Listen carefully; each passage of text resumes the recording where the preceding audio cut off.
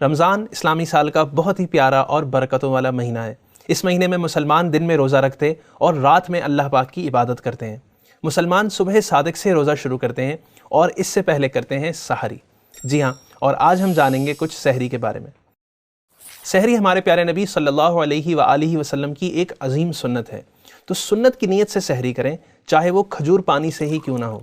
सहरी का एहतमाम रात के आखिरी हिस्से में करें कि ये अफजल है, लेकिन इतना डिले भी ना कर दें कि सुबह सादिक का डाउट होने लगे, क्योंकि सुबह सादिक का वक्त शुरू होते ही सहरी का वक्त ख़त्म हो जाता है। याद रखिएगा, सहरी टाइम के ख़त्म होने का ताल्लुक अज़ान फ़जर से नहीं बल्कि सुबह सादिक से है, यानी सुबह सादिक से पहले पहले खाना पीना बंद कर दें। सहरी करने का एक मकसद क़ुव्वत हासिल करना होता है, और याद रखिए कि क़ुव्वत हासिल करने का मतलब ये नहीं कि पेट में ज़्यादा से ज़्यादा ग़िज़ा स्टफ़ कर दी जाए, बल्कि इससे मुराद हेल्दी और तवानाई से भरपूर ग़िज़ा का मुतदिल इस्तेमाल है।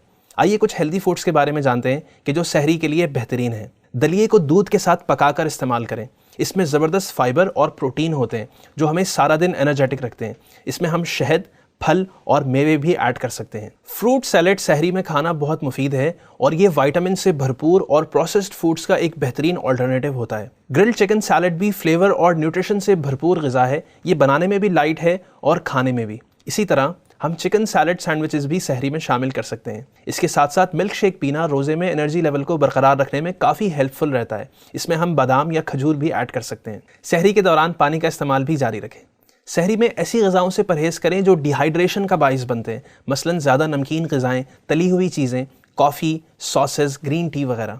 स्पेशली कोल्ड ड्रिंक और सोडा से गुरेज करें कि ये सेहत के लिए नुकसानदेह और ख़ास तौर पर रोज़े की हालत में मुश्किल का बाइस बनते हैं।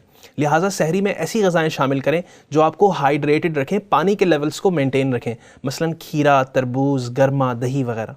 सहरी की तैयारी में अपने घर वालों की हेल्प करें। सहरी स्टार्ट करने से पहले खाने की मसनून दुआ पढ़ें।